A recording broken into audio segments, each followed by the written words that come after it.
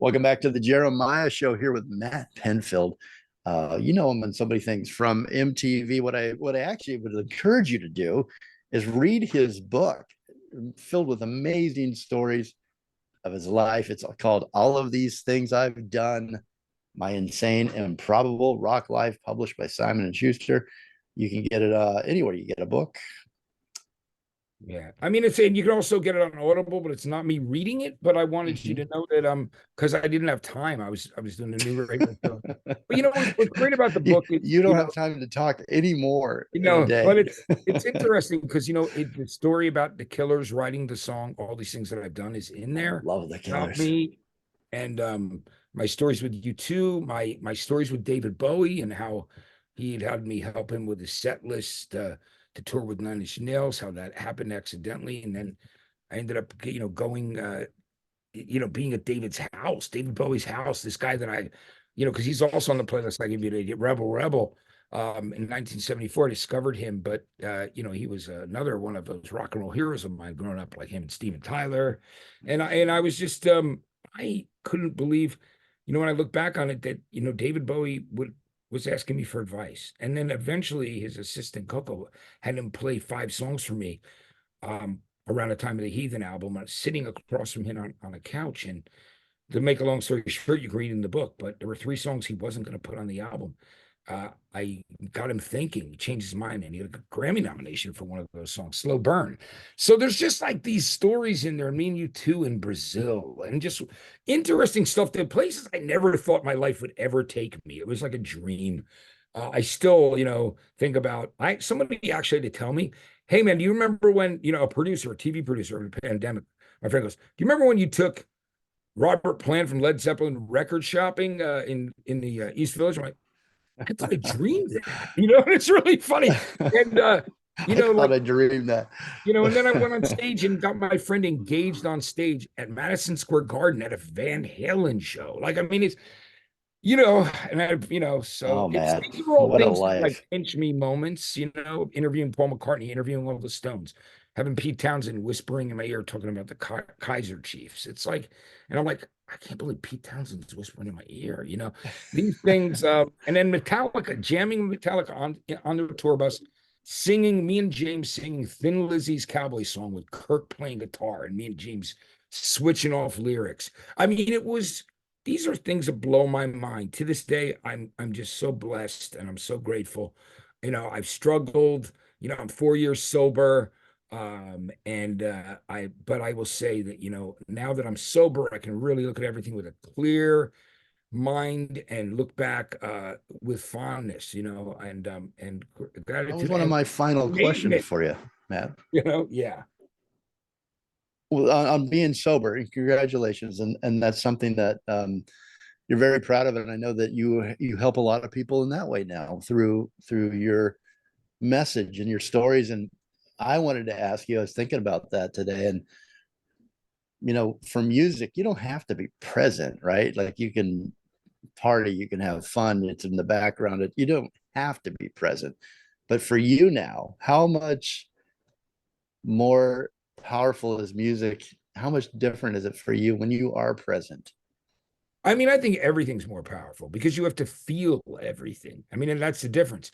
Look, I mean, I got into drinking and other things because I wanted, first of all, you're young and you're exploring, but I also wanted to, sometimes you want to get out of yourself, or so you just want to feel good and, party with your friends. I mean, that was a lot of it, it was social. I worked in bars. That's, and I was a DJ in clubs. Drinks were free. I controlled the music. I met girls. That was like the greatest job in the world when you're 18 years old and even older in some ways. But, it catches up with you. And for me, that lifestyle caught up with me. It was unsustainable.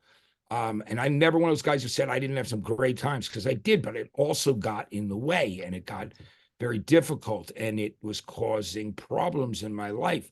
So I had a choice: either let it destroy everything I worked hard for and kill me, or get sober. And I tried many times, and something just finally happened for me. And I'm in recovery and I spread the message, but I don't tell people how to live their lives by any means. I mean, there is another way though. And that way is through, recovery, what we call the program. I won't go too deep into that because it's part of the principles, not to mention what it is, but there are so many people that will be out there to support each other. And I have the most incredible support group of men and women, just guys, whether it's somebody works for the sanitation department or a beetle. Like, I mean, I'm like, that's the group of people, and it's beautiful that I've been able to clarify my life. And I love being present, and I'm there for my children. I'm there for my employers. My mom is 91. She's still alive. I love her very much. And I'm there for everybody. So, I mean, I like to be present. So music is as important as it was to me when I was 5 years old, because, I feel it, and I always was. I was a very emotional dude. I mean, without a question. Yeah. So, Well, we're thankful. I'm thankful for not only sharing that, but for you finding that clarity and that gratitude. I think when we met that day, we talked about gratitude, you and I, for 30 minutes or so, and it was a very memorable conversation. What you're grateful for these days. Can I ask you for my final, before I let you go here, do a little time traveling with me? Let me know like what you're grateful for, what's important to you now, and what was important to you by decade back then. So for starting with the 80s, what were you? what was important to me back in the 80s was finding a job in radio, obviously. Also, I loved my daughter. It was just keeping afloat, and really, again, just continuing that journey I was on with music. So, I mean, the things So that were now the 90s, you're in the 90s now. well, in the 90s, it was the same thing. I mean, I certainly loved and cared about my daughter, even though, I got divorced, my first marriage, but but I want to say that it was in the 90s, what I cared about was, just continuing to do that work of turning people on to music. Nothing really changed. There was always that common thread. And it was beautiful. I just had different platforms. And when I was at Mhm. MTV, I had the biggest platform in the world because, I didn't even know how many countries were carrying it. In fact, I didn't even realize until one day I was on the street in Times Square, and a couple comes up to me from Ohio, and they said, "Hey, Matt, how are you?" I'm like, "I'm good. How's everything back in like you guys in Brunswick? How's the melody?" They're like, "We're from Ohio." That's all of a sudden I realized that wait a minute, it's not just New Jersey. Wow. Um, yeah, What a cool experience for yeah, the it first was time. unbelievable when I discovered it and realized that. And but it's beautiful. With that comes a responsibility. You can either be kind to people, which I always was, even though, again, I indulge too much at times, like a lot of people that, suffer from alcoholism. But man, I'm feeling great that I'm 4 years sober now. I've survived a teen Congratulations. aneurysm. I've survived being hit by a car when I wasn't drunk, walking across the street, having my head totally ripped open, flying through someone's Oh, windshield when I was catapulted. And then my leg was snapped in half in 2018. I had to learn to walk again 8 months before with all the physical therapy. Now I can hike, I go up in the park in the mountains. I have I was gonna metal say you rod. look great, by the way. I was looking through photos over the years, and you just really you look like you're reverse aging, Matt. Well, You look great.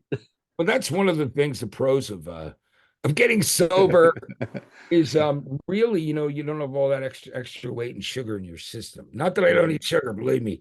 I love ice cream and I love cookies. And my girlfriend's like, man, eat yogurt with berries. That's better. You know what I mean? She's You like, can't give up everything, though. You got to yeah. enjoy life No, still. no, you're right. Well, okay. So But I'm last, just very grateful. I was gonna say, what are you grateful for now? I'm I mean, grateful to be alive. I'm grateful because I love that music unites. I think it's a thing that really we connect with, in a crazy world right now where, people are divided in so many different ways. I don't want to focus on things like that. I want to focus on the positivity and bringing joy to people through music and through music stories. And that is what's important to me. There's enough negativity, enough fighting, and I'd rather focus on the positive things in life. And music is you've always always done that. You've always stood out for that. yeah. So I'm grateful for you, Matt. I'm really grateful for your life being a part of my life without you knowing it. But I'm grateful for what that you bring, that positivity. that you connect with people, that you share music. So thank you. Thank you again for doing this show. Thank you for everything that you do. And that's very heartfelt from the bottom of my heart. Thank I you, Jeremiah. appreciate you. That means the world to me. And thank you so much for having me on. All right. Okay. Well, we'll catch up. I'm not gonna. I'll catch up Yeah, with I you in another bolts. 4 years.